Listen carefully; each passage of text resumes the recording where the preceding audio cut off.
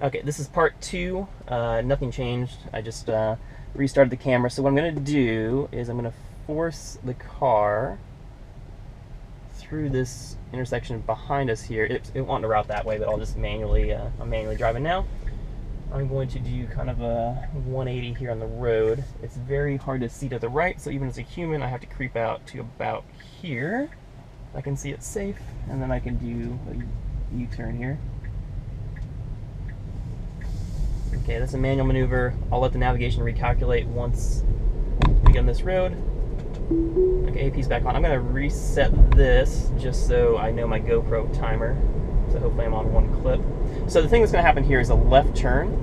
You probably can't see this because the GoPro is terrible. Left turn across traffic.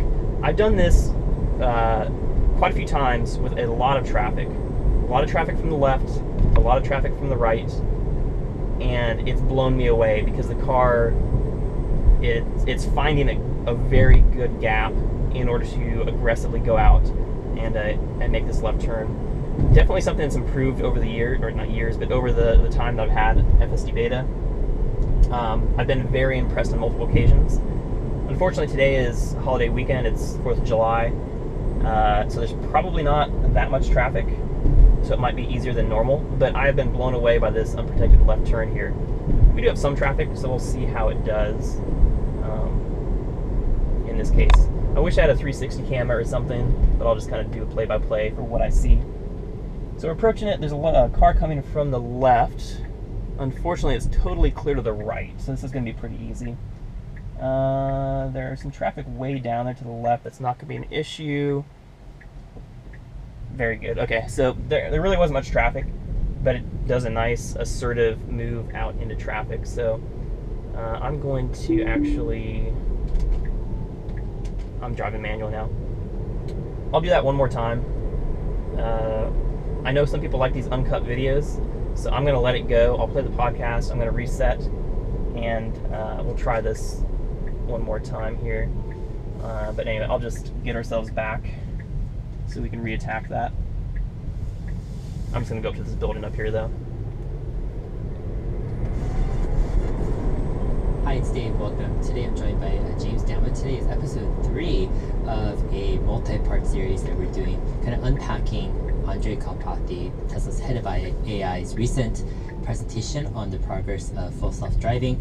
Episode 1 is kind of the context of, why Tesla's doing what they're doing. Episode 2, we did a kind of a side kind of thoughts or episode on the advantages of safety, active and passive, that Tesla has. And then third, this episode is going to be focusing on the data collection. So what did Tesla do to collect the data they needed to really solve this depth problem of objects, to remove radar, to improve this full self-driving.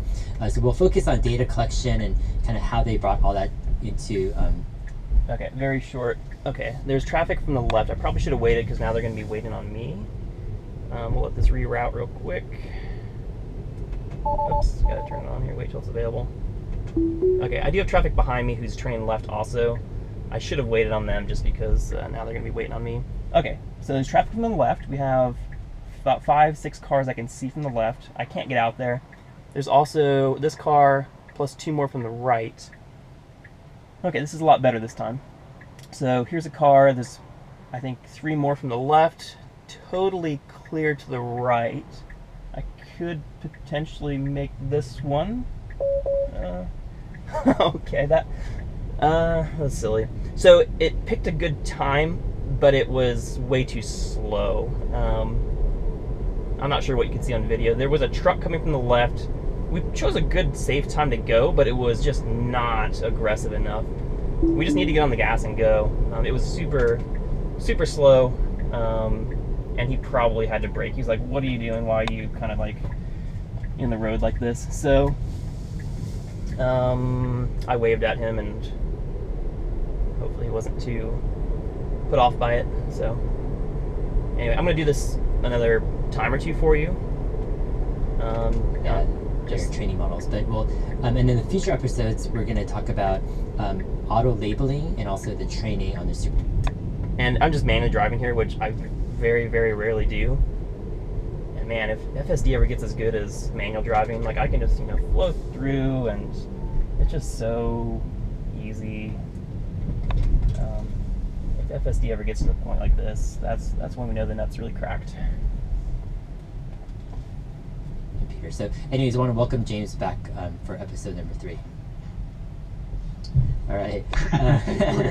So yeah, for those who don't know, obviously this is recorded all in one day in a marathon session here, but I'm going to release it probably one per day over the next week or so. But I wanted to start off the discussion. Sorry, the podcast isn't really working out too well because there's a lot going on. But okay, we're back on. This is third try on this particular intersection. Once again, it's the weekend. It's not too busy. I do have. Okay, it's pretty much clear both directions if we go now. And it goes, which is fine. I really wish there were more traffic. I might come back here on a different day, during a weekday or something, and try to show this off. Because it's very impressive where it's been finding the gap and taking it. That last time, though, it was kind of on the slow side. So yeah, let's find ourselves another destination. I'm just going to stop it here. Oh wow, I actually used the brakes. Regen wasn't quite enough for me there.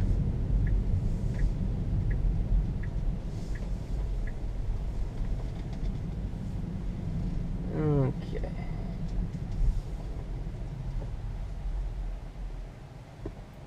Let's find something.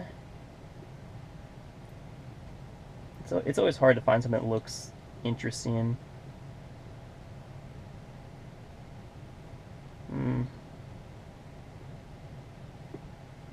Sure, let's go here. Or no, let's go here.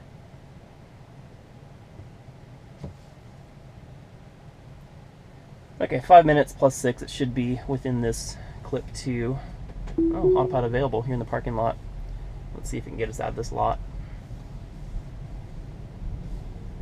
It's like right now we should be over there in case someone wants to come in, and we should probably stop. There's no stop sign, but it was clear and safe to do that. Okay, that worked. You know what? I wouldn't have stopped there either. There was no stop sign, but it was kind of even more aggressive than I would have been. So anyway, this is going to be a fairly straightforward drive here, so we'll let the podcast go. By kind of giving people context, because I think people hear like, oh, data is so important, especially with artificial intelligence, neural nets, but I think for most people it's just like something they've heard, but they don't really realize how important data is. One example is, so I still run a company, a software company that we do mobile apps. We've been doing it for almost 13 years so far. But I have one of my developers taking some AI courses called fast.ai. And I'm wanting to experiment, like, what can we do with neural nets? What kind of products we can make? And so he's going through this course, he's reporting to me.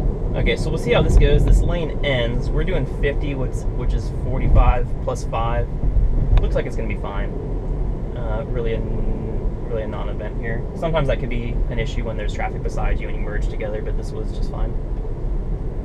And we're brainstorming ideas and stuff, but I'm having such a hard time because the data is like, it's all about the data, it feels like. If you don't have really like useful data that's going to produce some really interesting stuff, you don't really have much anything like with neural nets. It seems like and it really just reinforced the idea of like how important collecting valuable data, like unique, rare data at large amounts, right?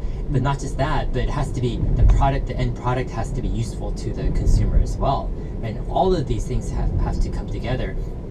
And when we're talking about Tesla just right now kind of collecting data, it's like, I'm like, oh man, this is like, they've hit a gold mine. Like, all this driving data with edge cases, they're so valuable because it all trains the system to get better, and it's like, this is life and death, right? It's like every piece of that data, every edge case is adding to make the system better, and it's one of those things where I'm like, wow, man, this is like, it's huge, right? And it seems like some people can say data's everywhere, what's the big deal about data? But the reality is, like, valuable data in large amounts that end up in a real like useful product is extremely rare. Right? What's kind of your kind of experience with data? In the case of self-driving cars, you have a lot of edge cases that you want to get into also. And another characteristic of neural networks is that they're not inductive. They don't extrapolate, they interpolate. That is, if they've seen this and they've seen this and you show them something in between, they're pretty good at drawing a line between those two and sort of understanding this new thing's relationship, right? But if I give it this... So real quick pause. So max speed set to 30, it's only doing 28. This is one of the more annoying behaviors that I sometimes see, is when the road is perfectly... Sometimes I see it where it's actually, the speed limit is 55, you have it set to 55, and it wants to do like 51 or 52 for no reason, and you can't get to go faster without an accelerator override. It's kind of strange and kind of frustrating because the traffic behind you piles up and everything. Okay, this looks fine. Normally I go that way. I'm not sure if I've ever taken this left before. It is pretty much blind. I'm blind left, I'm blind right. I can see right, I can see left, and okay, that actually worked. There was traffic coming from the right. We had this weird angling thing, which is not a typical human strategy. That worked for us just fine, though. So yeah, that worked. It was just robotic and not quite human-like. But it was, I think it was safe. I was definitely looking over my shoulder, and I was totally prepared to take over and hit the accelerator because that traffic was coming from the right. But it ended up working just fine. I give it this, and now I show it this, like it's outside the envelope of everything that's saying. It's much harder for a neural network to do a good job with that kind of stuff. So what we want to do when we collect data is we want lots of data points, and we want the biggest possible cloud, so that as to the greatest extent possible, everything the neural network encounters is somewhere within the sphere of things that were in its training set. So it can interpolate, it doesn't have to extrapolate. So if you got a complicated system, you want to gather a lot of data because you want to make that cloud as big as you can. But it's not just size that matters. I'm drawing this cloud. If I have two data points and they're real similar, they're right next to each other, they don't make my cloud a lot bigger, right? Okay, there's that. I'm going to stop the video at 11 minutes here, restart for part 3.